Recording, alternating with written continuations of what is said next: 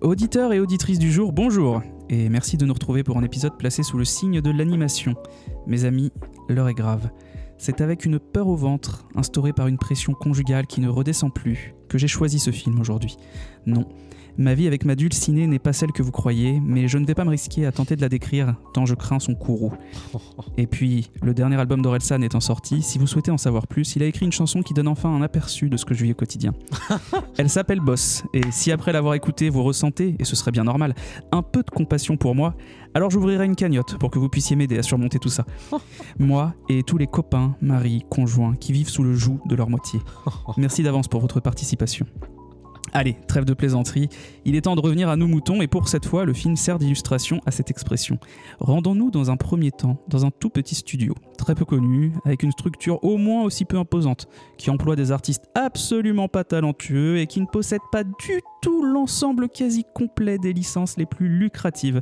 Un studio dirigé par une souris aux grandes oreilles vraiment pas reconnaissable et avec une voix à peine fluette. Un studio qui n'a pas du tout marqué le monde moderne de l'animation et qui n'est surtout pas à l'origine de grands classiques. Oui, ce même studio dont les productions live-action les plus récentes sont des chefs-d'œuvre et ne sont pas du tout le résultat d'une entreprise devenue cynique qui ne répond qu'à son propre désir mercantile au point d'enterrer toute forme de créativité. Bref, un studio qui ne se repose pas du tout sur ses anciens lauriers. Je veux bien sûr parler des studios Disney. Sachez tout de même que si je me suis risqué à mentionner le comportement tyrannique de ma chère et tendre, c'est parce que le film auquel nous allons nous consacrer dans cet épisode est un film important dans notre histoire. Et oui, une fois n'est pas coutume, j'ai choisi un film qui me ramène à un moment, à une époque de ma vie où tout était un peu plus simple. Car voyez-vous, j'ai vu ce film au cinéma avec Elodie et cette séance aurait pu sceller notre destin commun d'une toute autre manière. Si aujourd'hui nous allons nous marier et avons un enfant, en ce jour de février 2016, tout aurait pu basculer. N'étant plus à la fac et n'ayant évidemment pas validé ma licence cinéma-théâtre, je gardais pourtant une certaine proximité avec mes anciens camarades qui continuaient en master et j'avais donc passé la journée avec l'un d'eux. Un que vous connaissez si vous nous suivez depuis l'année dernière puisqu'il est présent dans l'épisode sur Emilia Pérez. Revenons à notre histoire.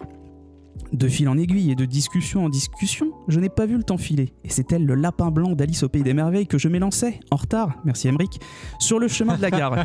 Attraper le RER A à la Défense, descendre à Châtelet-Léal, aller choper le métro 14 à l'autre bout de la station, descendre à Bibliothèque François Mitterrand. Tout ça en moins de 10 minutes.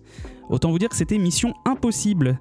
D'excuse en excuse, je suppliais d'avance par SMS mon amoureuse de me pardonner, mais je savais que la tâche serait ardue tant le manque d'enthousiasme et de ponctuation dans ses réponses laconiques ne faisait que renforcer mon sentiment de culpabilité. Le coup final me fut porté quand elle m'annonçait avoir carrément payé ma place en avance pour que je perde le moins de temps possible en arrivant sur place. Coup dur pour la galanterie. Finalement, j'ai réussi à arriver sur les lieux et, miracle de la vie, parmi les places restantes, 2 étaient on ne peut mieux situées. Et même si nous avons raté les bandes annonces, nous avons pu profiter du film et de la qualité du métrage, de son animation, des références cachées, du talent des artistes ayant travaillé dessus, et même de la musique principale de Shakira.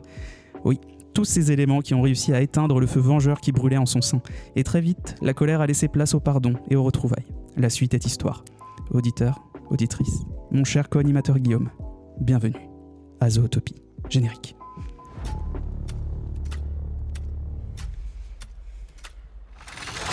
Ne l'oublie pas, un grand pouvoir implique de grandes responsabilités.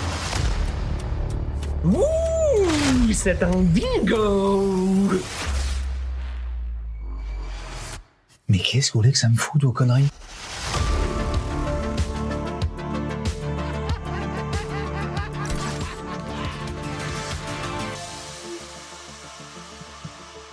Tu me veux, je suis là.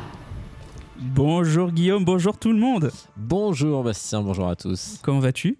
Oh bah très bien, très bien, ravi de me retrouver pour un film d'animation en plus. Et oui, un film d'animation, ça fait plaisir, c'est assez rare qu'on les fasse, donc c'est important de le noter. C'est que le deuxième, je crois qu'on fait. Ouais, on avait fait la grande aventure Lego. Exactement. Fais pas genre, parce qu'à chaque fois c'est moi qui te le rappelle. Oui, ouais. Avant de commencer, je me suis dit, c'est le premier. Oui, je le sais très bien. Mais non, mais c'est un acteur né. Donc aujourd'hui, Zootopia, dans son titre original, un film d'animation donc de 108 minutes, sorti en 2016, réalisé par Byron Howard, qui avait déjà co-réalisé Volt et Réponse, et Rich Moore, Les Mondes de Ralph et sa suite, du coup. La musique, un habitué de notre podcast, Michael Giacchino, qu'on ne présente plus. John Lasseter. Quel artiste. Ah bah, je sais que tu l'aimes. John Lasseter à la prod, donc le papa de Toy Story, évidemment, pour un film en image de synthèse, c'est logique. Et Disney, surtout qu'en plus, je crois que c'est depuis le rachat de Pixar par Disney, d'ailleurs, qui travaille avec eux. Et donc Disney, comme dit dans cette magnifique édito. Le film avait un budget de 150 millions de dollars et a récolté à peine plus de 1 milliard, donc ce qui lui fait quand même une rentabilité de 683%. C'est pas énorme. C'est pas mal. Et en plus de tout le reste, comme si ça ne suffisait pas à vous convaincre de le voir, si ce n'est toujours pas le cas, il a reçu l'Oscar du meilleur film d'animation en 2017. Voilà, donc c'est quand même plutôt sympa. Alors petit côté casting, donc ça va être un peu plus rapide que d'habitude puisqu'on est sur un film d'animation. J'ai découvert ça. Le personnage principal, donc, qui est donc Judy, est doublé dans la version originale par Jennifer Goodwin, qui est donc Blanche-Neige dans Once Upon a Time, la série, que je ne saurais que trop vous conseiller. Ça, c'était un petit clin d'œil pour Ghislain, donc j'espère que ça lui fera plaisir. Et donc on a également au casting Jason Bateman, un habitué du grand et du petit écran, donc qui a joué dans les séries Arrested Development et Ozark par exemple, ou encore au cinéma les Comment tuer son boss 1 et 2, et plus récemment il a joué dans le film Carry On sur Netflix, qui est un film d'action somme toute assez sympathique. Et c'est lui qui incarne donc le personnage de Nick. On a également la présence de J.K. Simmons ou encore Idris Elba au casting original, ce qui est plutôt sympathique. Je vais quand même faire un petit point VF, parce que petit garçon oblige, j'ai dû le regarder en VF ce matin. Évidemment. Voilà. Donc on a la présence de Marie-Eugénie Maréchal, donc la voix française de Kirsten Dunst et Elizabeth Banks, Alexis Victor, qui lui double en général Bradley Cooper ou encore Joseph Gordon-Levitt, c'est lui qui fait Nick. Et Claire Kiem, pardon. Claire Kiem, ouais. Voilà, pardon. Pascal Elbé, Fred Testo, Teddy Riner ou encore Thomas N'Gijol. Voilà, donc un sacré casting quand même, casting, comme à chaque fois sur les films français. Sur les films Disney, pardon. On va y arriver. C'est la fatigue, on est tranquille, on reprend son souffle. Tout va bien se passer. Bon, Guillaume, pourquoi on a choisi ce film ? Parce que d'abord on n'a pas fait beaucoup de films d'animation, on l'a dit en intro, et qu'on avait envie de traiter ça. Ensuite parce qu'on a reçu la pression d'une personne qui s'appelle Elodie. Voilà, pendant de nombreuses semaines et mois, on a été, voilà, faut le dire, on a été harcelés. Oui, surtout que et depuis le premier épisode, clairement. On a publié The Dark Knight Rises, l'épisode pilote, où on n'était pas encore trop sûr de nous, qu'elle me disait déjà mais vous allez faire Zootopie. C'est quand même très grave, je tiens à le dire. Non, mais plus sérieusement, on avait envie de refaire un film d'animation et puis un Pixar en fait. On n'avait pas, enfin un Disney en l'occurrence, c'est pas un Pixar, mais bah oui, du coup, c'est un Disney, mais on connaît le savoir-faire un peu des deux maisons. Donc on était content d'aller là-dessus et ma foi c'est un film qui a vraiment marqué. Moi j'ai l'impression qu'il est resté. J'en ai un l'impression peu dans les aussi, contrairement à certains qui sont plutôt récents. C'est un peu ce que j'allais dire. C'est peut-être alors je vais pas dire que c'est le dernier, mais c'est un des derniers de l'ère moderne à avoir autant marqué. Moi je rangerais Vice Versa dans la même catégorie. Le premier, je rangerais Les Indestructibles. Le 2 que j'ai trouvé vraiment très réussi. Mais c'est vrai que Vaiana aussi. Ouais, Vaiana. Pour le coup, Vaiana, et moi c'est vraiment Vaiana le point de rupture avec les. Et je mettrais Coco quand même en 2017. Il y avait Coco qui était très bien. Mais tu vois, par exemple, t'en as cité quelques-uns, pardon, qui sont, à mon avis, qui ont moins marché. Il y en a d'autres, je pense le Voyage d'Arlo, par exemple, qui a vraiment pas du tout fonctionné. Enfin, voilà, on avait envie de faire ça. Le choix est tellement pléthorique que c'est dur de choisir. Ah ouais, sur les grands classiques Disney, c'est un peu compliqué. Voilà, mais voilà, c'est un peu pour ça qu'on a choisi ça. Et ma foi, je pense que c'était pas un mauvais choix. Je suis assez d'accord avec toi. J'ai pas grand chose à rajouter là-dessus, si ce n'est que voilà, j'ai vraiment pas eu le choix et je l'ai fait pour elle. Elodie, c'est ton épisode. C'est ton épisode, Elodie. Non, mais voilà, plus spécialement, ça me fait vraiment plaisir de parler de ce film parce que moi, il m'a beaucoup marqué, au-delà de ma petite histoire où j'ai failli arriver en retard et où vraiment je serais peut-être encore célibataire aujourd'hui. Mais ça se joue à peu de choses. Ça se joue à peu de choses. Mais disons que c'est un film que j'ai vraiment, vraiment aimé et qui m'a beaucoup marqué. Donc ça me fait vraiment plaisir d'en parler. T'avais des attentes toi d'ailleurs sur ce film ou pas du tout Franchement, la première fois que je l'ai vu, pas du tout. J'avais même pas spécialement envie d'aller le voir, ça me plaisait pas. J'avoue que moi j'ai pas trop ce truc des animaux au cinéma. Je reconnais que c'est pas. Allez. Non mais je veux dire c'est pas un truc qui m'attire particulièrement, et dans les les films d'animation en général. Je préfère les films d'animation avec des personnages humanoïdes, entre guillemets, même si je cherche pas du tout du réalisme là-dedans, hein, qu'on s'entende bien. Mais du coup, j'avais pas forcément une attente particulière, mais j'ai été très, très, très agréablement surpris. Je l'ai vu au cinéma, j'ai trouvé ça vraiment génial. Et je l'avais pas revu, moi, depuis, donc ça fait quand même un paquet d'années. Et le visionnage a été tout aussi agréable hier.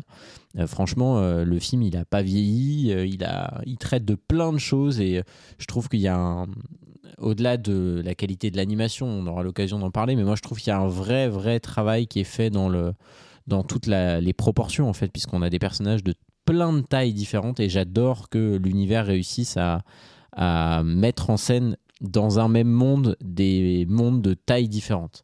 Et j'ai trouvé ça génial, notamment toutes les références aux parrains que j'ai trouvé absolument incroyables. Ça fait partie de mes séquences préférées. Donc non, vraiment, j'avais pas beaucoup d'attentes, mais le résultat a été extrêmement positif pour moi. Et toi, tes attentes, du coup, dehors de faire plaisir à Elodie? Oui, non, mais en vrai de vrai, moi je crois que j'avais dû voir la bande-annonce et ça m'avait plu. Moi je suis assez friand des films, c'est vrai que ça me rebute pas, que ce soit des animaux. Et puis là, le côté anthropomorphisme poussé à l'extrême avait l'air vraiment intéressant. Donc j'y allais quand même avec ça comme attente. Et j'ai passé un moment extra. C'est des références à Tire-Larigot. Voilà. Ça fait une éternité que je l'avais pas sorti celle-là. On est moderne. On est moderne ici, hein, vous l'aurez compris. Mais du coup non, ça pullule de références. C'est absolument plaisant en tant qu'adulte. Je pense que c'est absolument plaisant en tant qu'enfant aussi, parce que c'est ça qui fait aussi les bons films d'animation, c'est quand tu places des références pour les grands dans un film pour les petits, qui gêne pas le visionnage des petits. Je trouve ça super. Ouais, mais ça c'est une recette là-dessus. Disney a toujours su faire ça c'est vrai, très très bien. Pixar de son côté aussi, même avant d'appartenir à Disney. Je vais juste redire un petit mot quand même. Tu as parlé de John Lasseter, c'est un nom immense dans l'animation. Ouais. Bon, un nom qui a été largement sali ces dernières années par tout un tas d'affaires, notamment suite aux révélations sur l'affaire Weinstein. Mais c'est du coup, je regardais là pendant que tu racontais ça au départ là. En fait, c'est pas loin, c'est pas son dernier, mais c'est un des derniers films qu'il a fait avec Disney. Puisque c'était en 2016 et il a arrêté de travailler avec eux en 2018. C'est l'année où il a été remercié par Disney, même s'il l'a été. Enfin, on sait pourquoi il l'a été, mais le patron Robert Iger lui a largement rendu hommage. Hein, quand même, il n'a pas été jeté totalement à la poubelle. On n'a pas jeté son œuvre en tout cas. Mais c'est vrai que c'est assez fou de se dire que finalement ça fait quand même partie de son héritage à lui. Alors évidemment aujourd'hui il a une carrière, vous imaginez, bien plus light, parce que je regardais le nombre de films qu'il a produits, c'est hallucinant depuis le début des années 2000, et passé 2018, là on passe de à peu près 4 films par an à aucun. Donc c'est ce qui est logique, hein, mais logique. Je voulais quand même juste replacer dans le contexte, parce que c'est vrai que John Lasseter c'est un personnage qui a une influence absolument gargantuesque sur le monde de l'animation moderne. Clairement, hein, faut rappeler que Toy Story, le film qu'il réalise, ça doit être son premier. C'est le premier film complètement en image de synthèse à l'époque, en 95. Moi, Toy Story a une importance capitale dans ma vie. Hein, c'est le premier film que j'ai vu au ciné. Mais je ne veux pas trop m'épancher sur Toy Story, parce que je n'attends qu'une chose, c'est qu'on fasse un épisode dessus. Hein. Évidemment. Voilà, la main est tendue. Mais il était scénariste de Toy Story, du premier. C'est ça. Et du coup, non, John Lasseter, malgré comment sa carrière s'est terminée, ça reste quand même un patron de ce cinéma-là. Donc, je dirais pas qu'il faut rendre à César ce qui est à César, mais en tout cas, il faut quand même pas l'oublier. Toujours le problème de l'œuvre et de l'artiste. Toujours. Encore et toujours, mais bon, voilà, c'est dommage. Mais tant mieux que ce soit fini, entre guillemets, pour lui, qu'il ait plus cette occasion-là. Il travaille dans un autre studio là, depuis quelques années qui s'appelle Skydance Media. Et il travaille notamment là sur la production il a travaillé sur la production d'un film qui s'appelle Elian et le sortilège, que je n'ai pas vu, qui est sorti en 2024 vraisemblablement. Je connais pas. Mais voilà, c'est clairement moi je voulais juste non pas tant parler de lui, mais dire que voilà, c'est un film qui s'inscrit dans une lignée de films quand même assez incroyables. Et c'est vrai que, je sais pas ce que tu penses de ça, mais moi j'ai l'impression que, un peu ce qu'on disait tout à l'heure, c'est quand même un des derniers grands films d'animation, Zootopie. De Disney, oui. Ouais. De Disney, oui, parce qu'à côté, t'as Sony qui a fait quand même les Spider-Man et qui ont complètement réinventé la Bien façon sûr. de faire Non, de oui, l'animation T'as aujourd'hui. tout à fait raison. Et d'ailleurs, aujourd'hui, tu as énormément de films qui s'inscrivent dans ce courant et dans cette lignée. On va faire rapide, mais je sais que, par exemple, tu as le Chapeauté 2 qui a une animation exceptionnelle, qui est apparemment, oui, parce que j'en parle, mais je ne l'ai pas vu, mais qui est apparemment un des méchants les plus incroyables. Et alors là, c'est pas que dans le cinéma d'animation, hein, c'est global. Il y a ça, j'ai plus tous les films en tête, mais aujourd'hui l'animation est différente. Et puis même sans parler du style graphique et visuel, tu as des films d'animation qui marquent. Hein. Je pense au film Flow, je crois qu'il s'appelle, où tu suis un petit chat et le film est complètement muet de A à Z. Et pour le coup, là, tu suis un animal quoi. C'est ça qui est intéressant. Et tu disais que le réalisateur, c'est celui de Réponse. Oui, il a co-réalisé un des deux, c'est Byron, je crois. Mais il J'oublie son nom faut. déjà. Enfin, Réponse dans la. On peut faire mal parenthèse là-dessus, mais c'est quand même un tournant dans l'animation et notamment pour Disney, puisque ce film-là, ça a été le virage définitif vers l'animation 3D.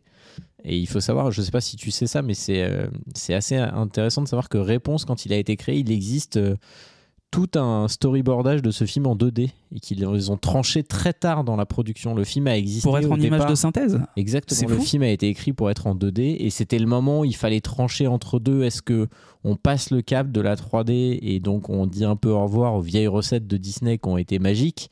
Et c'est sur ce film que ça s'est décidé très tardivement dans la prod. Et c'est lui ensuite qui a relancé cette ère avec notamment La Reine des Neiges, qui a été un peu l'apogée commerciale, dirons-nous, mais qui est un très bon film au passage. Hein. En tout cas, moi je trouve. Mais Réponse, ça a été vraiment le game changer de l'animation Disney. Je serais intéressé, là, vu que tu en parles, de savoir La Princesse et la Grenouille est sorti avant ou après Réponse? Non, il est sorti après. Il est sorti après. Et lui, effectivement, il fait vraiment référence aux anciens modèles d'animation Disney C'est pour ça, en 2D. il est en 2D, c'est pour ça que Ouais, j'en tout à fait. parle. Mais effectivement. on va dire que Réponse a vraiment ouvert la voie à l'animation un peu générique. Parce que j'allais te demander, en dire. fait, je te demandais ça parce que effectivement, je me disais s'il était sorti avant, ça aurait vraiment prouvé qu'ils se sont dit, voilà, à partir de Réponse, on va faire des films de princesse, mais comme ça aussi. Parce que Non, Disney, il est arrivé après et c'était justement à un moment où un Disney petit allait retour aux mieux sources, quoi. et pouvait se permettre de prendre un risque parce que c'était plus risqué de faire ça que de faire de l'animation 3D qui était devenue, je l'ai dit, avec notamment La Reine des Neiges ou Rebelle ou plein d'autres, Cars, etc. Enfin, c'était devenu des références absolues, quoi. Ouais, absolument. Bon, bah écoute, très intéressant tout ça, tu vois, je ne savais pas. Bah voilà. Je savais pas. Donc merci pour On ça. vous apprend des trucs quand même dans ce podcast. On Et travaille ouais, bien. c'est toujours Guillaume, moi j'apprends Non, c'est pas rien. vrai. Non, je rigole, mais c'est super intéressant pour le coup, mais l'animation de toute façon c'est quelque chose de dingue, hein, que ce soit en série, en cartoon, en film. Ouais, puis c'est intéressant de voir comme ça évolue, tu l'as dit là, avec les derniers Spider-Man par exemple, on va vers un truc un peu nouveau. Ah bah ça fait quelques années là où effectivement ils se sont tous inspirés de ça. C'est de la même manière, il y a énormément de jeux qui se sont inspirés de la DA de, comment on appelle ça, de Breath of the Wild. Absolument. De Zelda. Ouais, tout à fait. C'est assez ouf de voir à quel point à un moment donné t'as un film, un jeu, une série qui va marquer et tout le monde va s'en inspirer pour je dirais peut-être pas pour surfer, je veux pas être péjoratif, mais en tout cas pour essayer de prendre le train en marche, quoi. Absolument. Ok, nickel. Bah écoute, moi en termes d'avis général, même si tu me le demandes pas, je vais te le donner. Moi je suis assez d'accord, je trouve que c'est un des meilleurs Disney de ces dernières années. Pour moi tout marche. Et je vais rebondir juste sur ce dont tu parlais, sur le côté où tout est à échelle de chaque animal. Faut savoir qu'ils ont travaillé, chaque espèce en fait dans le film est à la bonne taille relative. Une girafe est plus grande, un lapin est plus petit, et en fait tu le vois, c'est crédible. Et ça rend les interactions vraiment plus crédibles dans cette métropole animale. Et dis-toi que pour le design des véhicules, bâtiments, ils ont fait appel à des professionnels apparemment du design automobile, typiquement. Et il y a un des designers qui se travaillait à imaginer quel type de voiture conduirait une girafe, quel type de voiture conduirait un hippopotame, ce genre de truc. Je trouve ça absolument génialissime. Ouais, et puis ça, le rendu est incroyable. Enfin, franchement, les véhicules, par exemple, c'est une des grosses réussites du film. Même si on n'en voit pas tant que ça, mais en fait, c'est ça qui est fou, c'est que le film se passe dans une métropole pour animaux, alors animaux anthropomorphiques, hein, du coup, et en gros, alors au-delà des quartiers variés sur lesquels on aura peut-être l'occasion de revenir, etc., l'idée, c'était une ville conçue par et pour des mammifères, et ça marche super bien, quoi. Ouais, je suis d'accord. Il y a une vraie réussite dans la construction du film et il y a un souci du détail qui est incroyable. Et alors, en parlant de souci du détail, tu me permets de rebondir encore une fois, ce qui est important aussi, c'est comme on parle d'animaux, c'est le réalisme des fourrures. Ouais. et des poils. Et en fait, l'équipe de Walt Disney Animation Studio a étudié donc tous les poils d'espèces réelles, etc. Et c'est l'éclairage qui leur donne... non, pardon, je me suis trompé de ligne. Non, pour le film, en fait, ils ont développé un outil interne. Ils ont développé un outil interne qui s'appelle iGroom pour gérer les millions de poils des personnages. Par exemple, Judy compte 2,5 millions de brins. Et ça participe à donner ce réalisme. Et donc, je trouve ça... En fait, j'aime beaucoup le travail qu'ils ont fait en amont pour donner vie vraiment à ça. Et puis à cette métropole. En arrière, dans le décor, t'as beaucoup de vie. Tu vois, on parlait des voitures. T'as tellement de choses qui se passent à l'écran. Mais c'est pas gênant. Pour la rétine. Non, c'est bien foutu. C'est-à-dire qu'il y a un flot continu d'éléments, mais c'est pas. En fait, ça nous crache pas au visage. Oui, voilà, c'est ça. Regarde là. C'est juste que quand tu balades tes yeux sur l'écran, tu te marres. Moi, j'ai en tête au tout début la séquence où elle va monter dans le train pour la première fois. Les portes s'ouvrent et il y a 5-6 tailles de portes différentes. Et sur le plan large, tu n'y fais pas forcément attention. Après, tu as un plan resserré sur les hamsters pour te montrer le décalage. Mais c'est vraiment bien foutu pour ça. Oui, c'est ça. C'est bien mis en scène, en fait. Hein, exactement. Tout simplement. Donc, ça, c'est vraiment bien. Et moi, non, par contre, ce que j'ai adoré, c'est le côté buddy movie du film. Moi, j'adore les buddy movies des années 80 et tout. Et alors, le fait qu'il fasse un film avec cette façon de faire, avec cette... merde, je trouve plus le nom. Avec pas cette esthétique, mais ce rendu-là, j'ai trouvé ça vraiment super. En fait, ils se sont inspirés de ça. Donc, ça fait vraiment plaisir. Et puis, j'ai beaucoup aimé la réflexion qu'il y a autour des prédateurs et des proies, en fait. Je trouve que le film, il est comme beaucoup de films, en fait, d'animation, quand même, il parle. Il est dans l'air du temps. Il est engagé. Il est comment ? Il est engagé, le film. Oui, voilà, c'est ça. Et je trouve ça super intéressant. Il y a un sous-texte sur le racisme. C'est vraiment intéressant. Oui, c'est ça. Et comme tu dis, ça n'empêche pas un gamin de passer un bon moment. Mais ça, quand t'es adulte, tu le vois avec des réflexions t'as ça, et puis t'as le souci aussi du harcèlement, justement, lié à tout ça. Absolument. Et c'est absolument génial, quoi.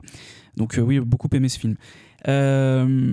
Écoute, on va rentrer un peu plus dans le détail. Donc le film, il commence par nous présenter, on l'a dit, le personnage principal, Judy, donc une petite lapine pleine d'ambition, qui souhaite devenir policière dans la métropole, donc Zootopie.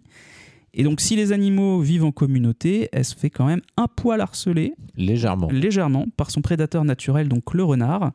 D'ailleurs, il y a un jeune renard, quand on nous la présente enfant, qui lui fout un coup de griffe, tout simplement. Donc elle a tout contre elle, au départ, Judy. Elle n'est pas faite pour aller dans les forces de l'ordre, mais elle ne lâche rien et elle finit par sortir major de sa promotion à l'école de police, après avoir tout donné. Une fois arrivé dans la grande ville, on va découvrir donc une grande partie des paysages qui composent ce zoo anthropomorphique. Ouais, je me la pète. Donc on a par exemple la toundra enneigée, la forêt amazonienne et encore le désert aride. Et justement, moi j'ai trouvé ça génial en fait dans Zootopie de voir que cette métropole en fait c'est un vrai zoo. Ouais, bien sûr. Un vrai parc. Oui, tout à fait. En fait, oui, il y a même certains endroits qui sont délimités par des grilles et tout. Enfin, mais voilà, c'est ça, cool. C'est ça. Et alors, on nous dit à un moment donné qu'il y a 12, justement quand elle s'entraîne à l'école de police, là, il y a une douzaine, je crois, d'environnements différents dans Zootopie. On n'en voit finalement que 3 ou 4, quoi. Ouais, il y en a beaucoup. On voit pas tout, mais j'aime bien, moi, quand elle arrive en train, tu passes à travers les mondes principaux, etc. C'est quand même...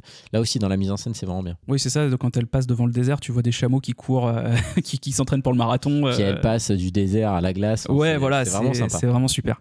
Et donc une fois qu'elle est arrivée là-bas, après avoir découvert son miteux appartement, Judy va à son premier jour de travail où elle est finalement reléguée au rang très très haut et estimable de contractuelle affectée au stationnement.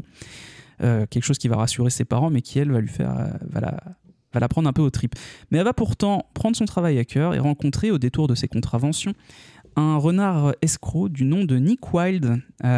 Et après l'avoir laissé partir, évacuer à ses occupations de petit arnaqueur, celui-ci d'ailleurs lui fait bien comprendre, lui dit mais t'arrives avec tous tes rêves, etc. Mais Zootopie, en fait, non. Tu vas te faire marcher dessus, quoi. C'est plutôt pas mal trouvé. Et Judy, elle va avoir l'occasion de faire quand même ses preuves le lendemain en poursuivant une belette qui a volé des fruits et légumes.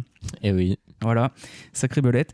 Donc elle va réussir à l'arrêter après l'avoir rattrapé, mais elle se fait descendre par son chef, le chef Bogo, car elle a abandonné son poste et ce dernier ne supporte pas en plus qu'on lui ait imposé un lapin comme policier. Clairement. Puisque ça part quand même de discrimination positive. On parlait de racisme, Ouais, mais tout là à c'est fait. complètement ça. Tout à fait. Vas-y. À ce moment-là du film, d'ailleurs, il y a un fameux fusil de Tchekhov, puisque c'est la seule à savoir quelles sont les plantes qu'il a volées. Parce qu'il pense que ce sont des vieux oignons, et elle dit le nom exact des plantes, et ce sont ces plantes-là qui, à la fin du film, vont nous servir pour c'est vrai pour la résolution. C'est très discret, mais là aussi, encore une fois, c'est bien fait, parce qu'après coup, tu te dis, putain, mais en fait, elle avait quasiment la solution dès le début, quoi.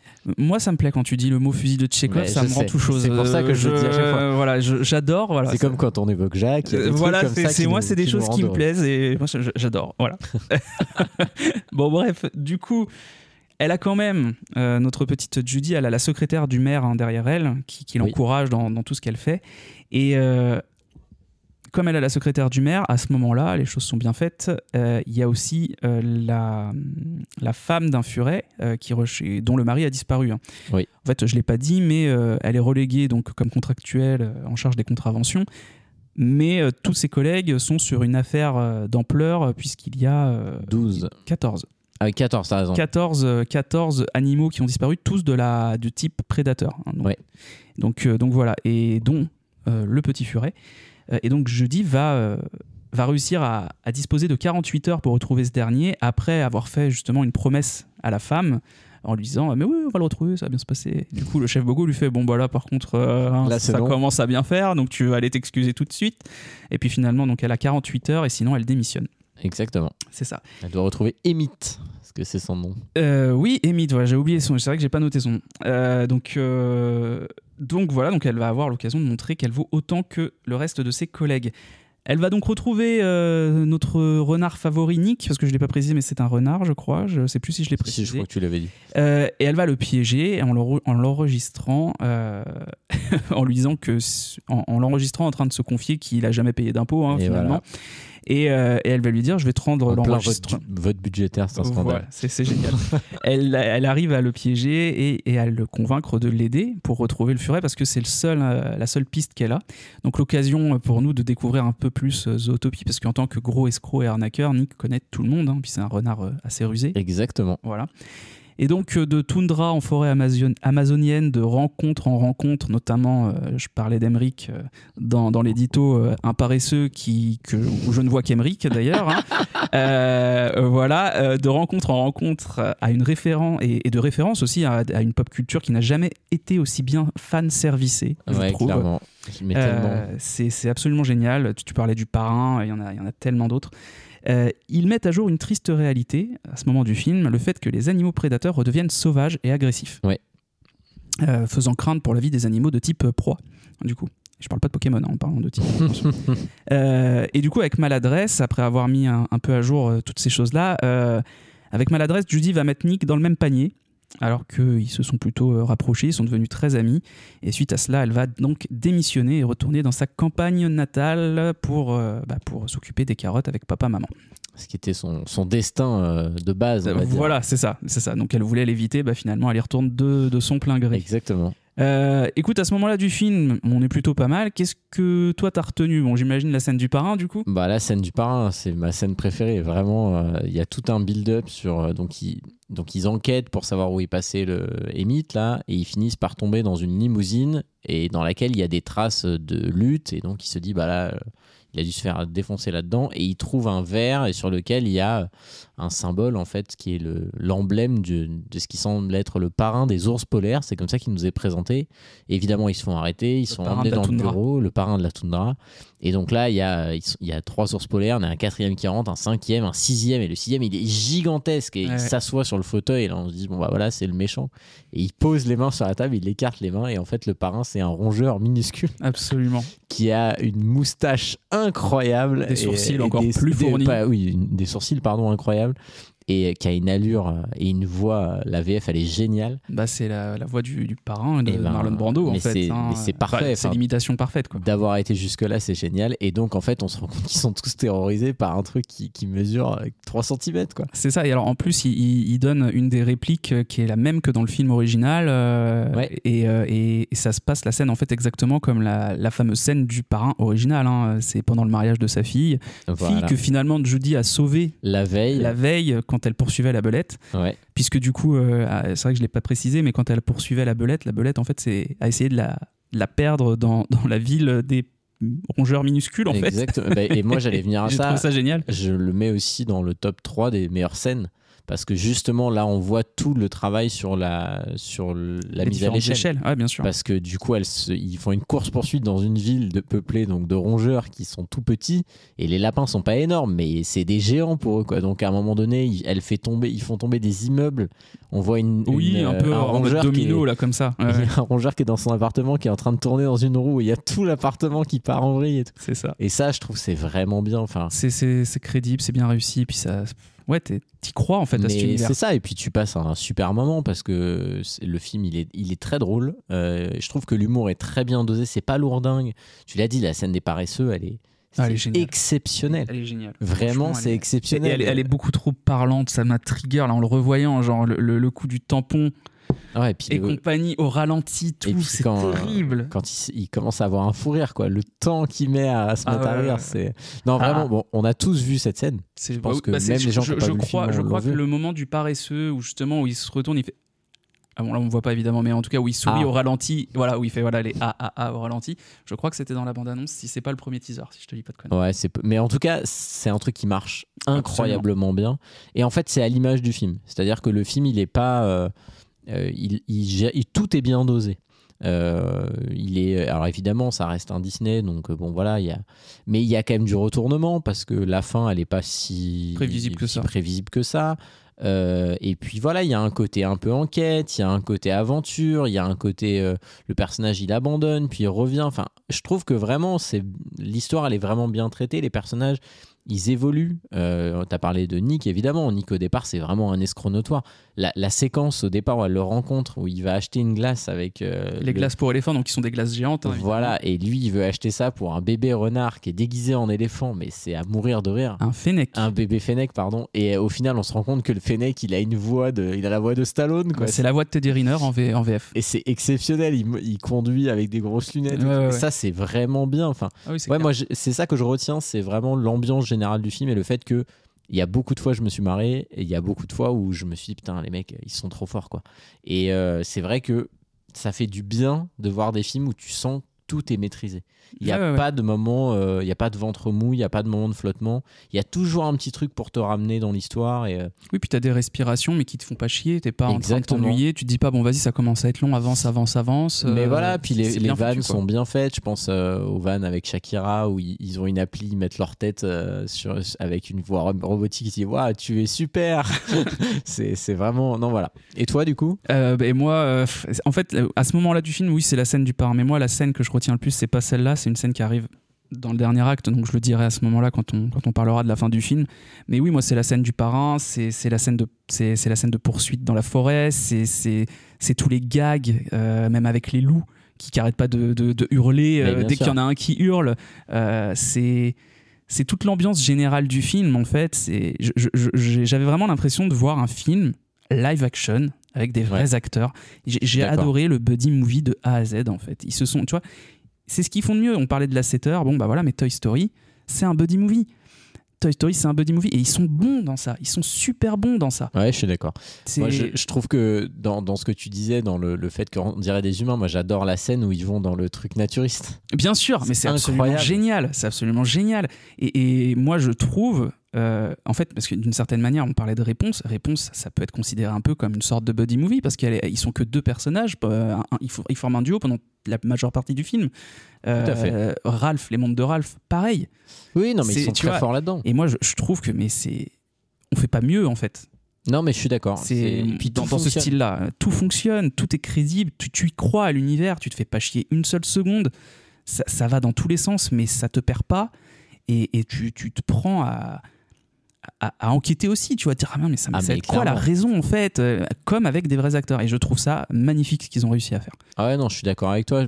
La scène sur les naturistes, quand même, pour situer, donc tous les personnages ont des vêtements. Tous les animaux en ont. Oui, donc, bah oui, ils vont dans un endroit où il n'y en a pas. C'est trop drôle, ils sont tous choqués. Mais évidemment, il n'y en a aucun dont on voit le sexe. Oui, bah non. Alors qu'ils sont tout nus. Donc c'est vraiment marrant. Et il y a la séquence où il va voir la prof de yoga qui est censée donner des infos. Oui, ouais. C'est tellement intelligent. Oui, Parce qu'en c'est gros, clair. il va voir une prof de yoga, c'est un éléphant. C'est ça.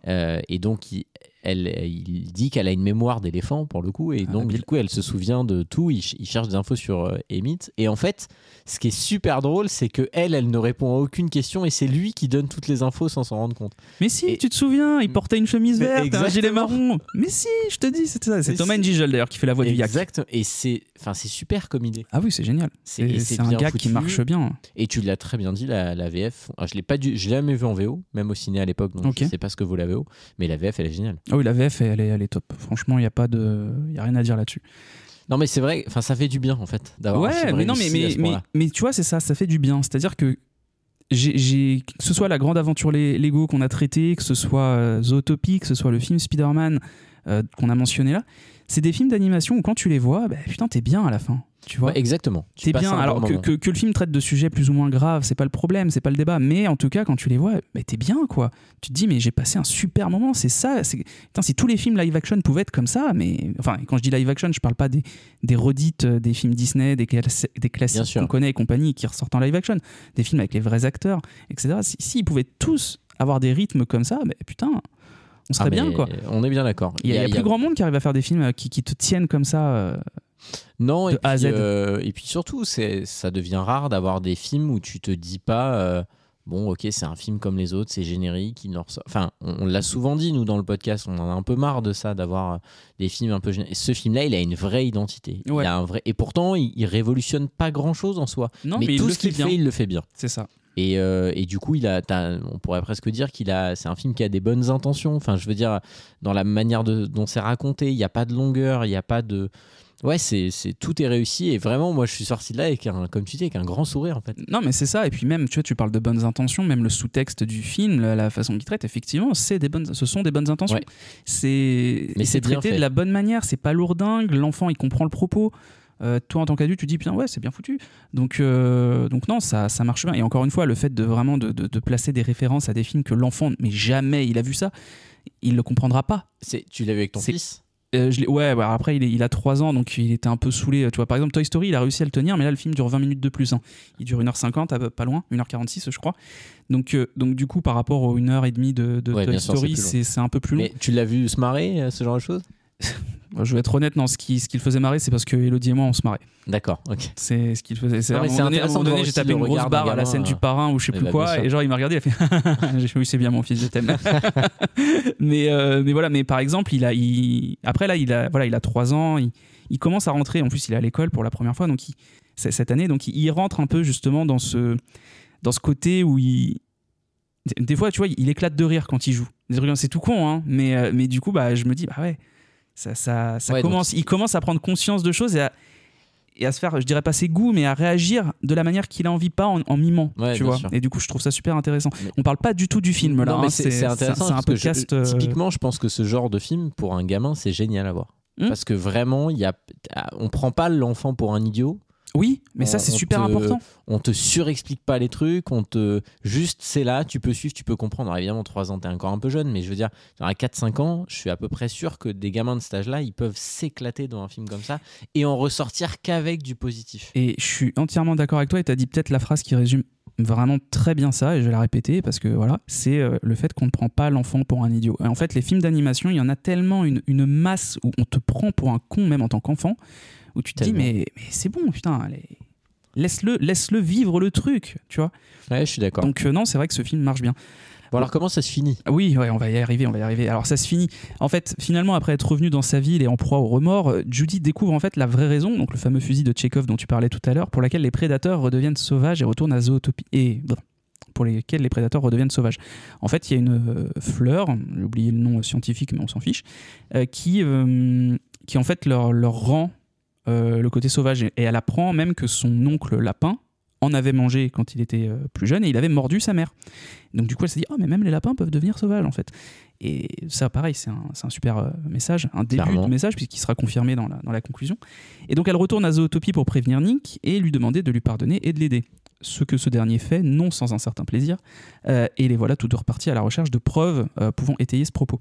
Et en fait, elle comprend à ce moment-là que effectivement, ce qu'ils volaient, c'était pas des oignons, c'était ces fameuses fleurs-là, même si elle en connaissait pas les effets.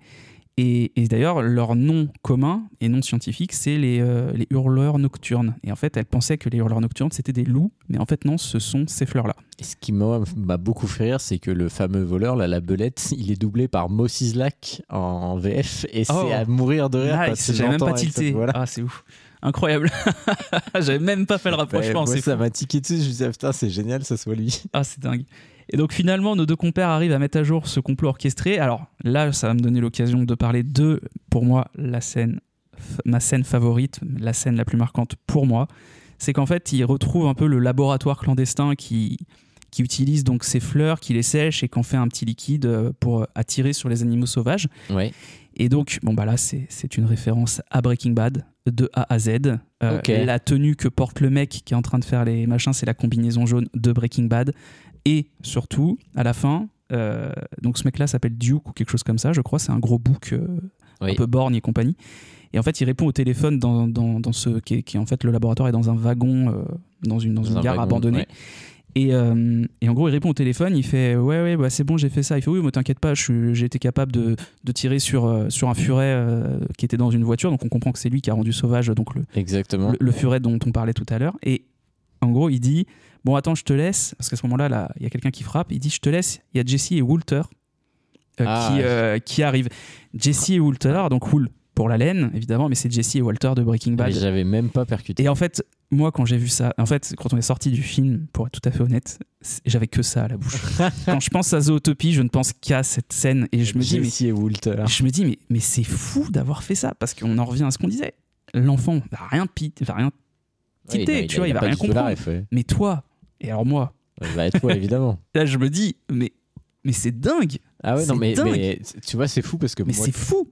Ce n'est pas un secret ici, mais je n'ai pas regardé Breaking Bad. Oh, mais du coup, j'avais pas du tout fait le lien avec ça, mais du coup, c'est génial. Enfin, mais c'est du génie. Mais bien sûr. Je parle pas des. Ouais. Non, je ferai pas la vanne, on ne donne pas les noms de famille.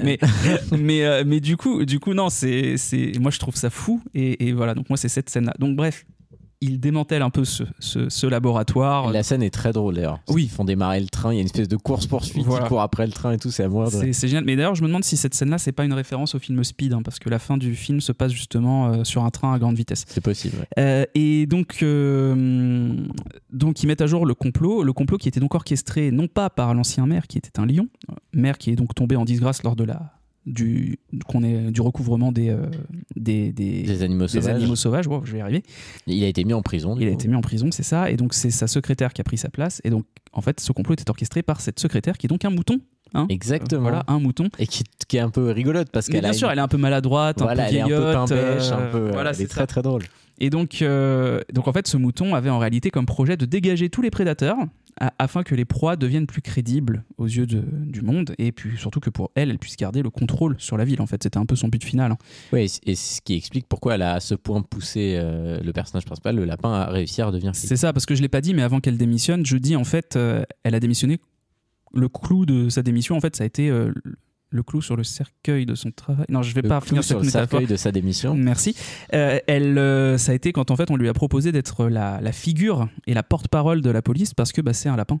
Exactement. Et en fait, du coup, fallait redonner confiance aux gens qui étaient du coup un peu pris de toutes parts par des prédateurs qui devenaient sauvages de plus en plus. Et elle ne voulait pas parce que en réalité, toute l'espèce de mouvance contre les prédateurs vient de sa conférence de presse dans laquelle elle a maladroitement dit en gros c'est dans les gènes. Oui, en fait elle a répété la phrase du docteur quand il exactement. Et là c'est là où encore une fois tu le disais, la lecture adulte ici elle est hyper intéressante. Il y a vraiment un parallèle évident avec le racisme, c'est-à-dire qu'il y a vraiment ce truc de on a peur des prédateurs, c'est dans les gènes de certains, pas dans d'autres.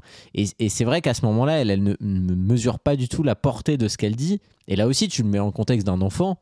Un enfant, il va juste qu'elle dit les méchants sont méchants. Donc, c'est ça qui est marrant, c'est que selon le moment où tu regardes le film, cette scène-là, tu la comprends pas du tout de la même manière. Et moi, je trouve ça super bien quand un film réussit à faire ça, parce que je pense qu'un enfant de 7-8 ans, il perçoit pas du tout la bascule dans le même sens que nous. Et je trouve ça vraiment, vraiment fort. Mais c'est pour ça que c'est vachement intéressant de revoir des films que tu as vu enfant, en fait. Mais Des carrément. fois, que ce soit des dessins animés ou pas, d'ailleurs. Mais... Revoyez tous les films que vous avez vus enfant. Mais oui, embrassez cette nostalgie qui vous dévore et que vous ne voulez pas Arrêtez d'aller au accueillir. travail. Voilà. Mais du coup, non, c'est vrai, j'ai rien d'autre à rajouter. En vrai, t'as tout dit. Je suis complètement d'accord. C'est un film qui est super intéressant parce qu'il a plein de lectures, peu importe l'âge, et c'est vachement cool. Du coup, notre mouton est arrêté. Judy retrouve sa place et sa crédibilité. Nick devient officiellement son nouveau partenaire. Et Shakiraf livre son plus... Shakiraf. Oui, est-ce que c'est une girafe? Non, en plus c'est une gazelle. Mais oui, oh, c'est une l'erreur. gazelle. En plus, Ah, elle s'appelle c'est dommage. Gazelle, son Mais oui, elle s'appelle personnage. Je suis Gazelle. vraiment ridicule. Non, Donc le puis personnage... Gazelle, je l'ai pas là. Gazira, je sais pas. Non, je l'ai pas. Ouais, non, ça marche pas. Bon, Shakira livre son plus gros concert, son merveilleux concert, et c'est la fin de Zootopie. Et ce qui est très drôle d'ailleurs dans le concert, c'est qu'on voit un personnage dont on n'a pas parlé, c'est le mec qui est à l'accueil chez les flics là. Ah C'est oui, un tigre. Oui, doublé par Fred Testo, c'est un léopard. C'est un léopard. Il est génial ce personnage. Ouais, il est marrant. Et lui, c'est devenu un mème d'internet, c'est-à-dire le côté où il fait ça là. Oui, c'est vrai. Un peu comme le chapeauté pour imager dans l'idée des yeux là. Et c'est devenu un truc culte ce personnage. C'est vrai. Donc voilà. Bah ouais, Zootopie, gros amour pour ce film, parce qu'il y a quand même peu de films d'animation, même à l'époque, je trouve, qui arrivaient à avoir cette lecture et qui traitaient de sujets assez graves, tu vois, et sans être lourd. Oui, mais c'est ça en fait. Tu vois, c'est pas que c'est léger, c'est pas le mot, parce que le thème reste quand même assez important, mais ça reste quand même light. La façon dont c'est traité, c'est pas lourdingue, c'est pas on te tabasse de dire ça c'est comme ça c'est comme ça c'est pas bien, machin. On te montre juste les faits en fait, et ça c'est beau.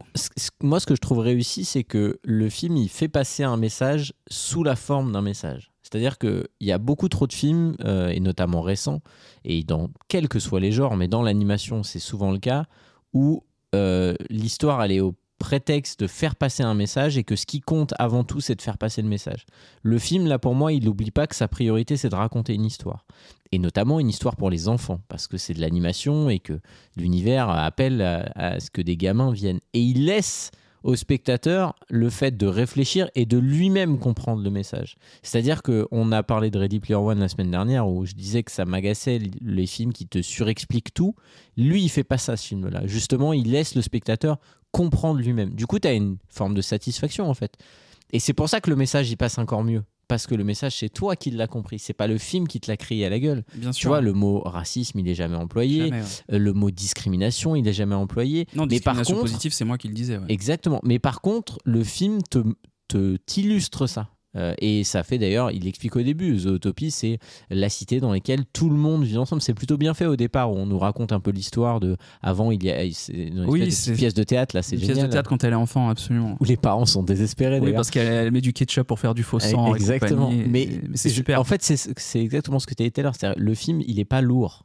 Il est juste. Et il fait ce qu'il doit faire, c'est-à-dire raconter une histoire, nous faire rêver. C'est un buddy movie, tu l'as dit. Et tu passes un bon moment. Et du coup, le message, il est bien perçu. Là où parfois, tu as des films, en soi, le message, il n'est pas mauvais, mais ça devient l'élément central. Et le film, il oublie de raconter une histoire, ou alors il fait passer un message sans le justifier, entre guillemets, dans son histoire.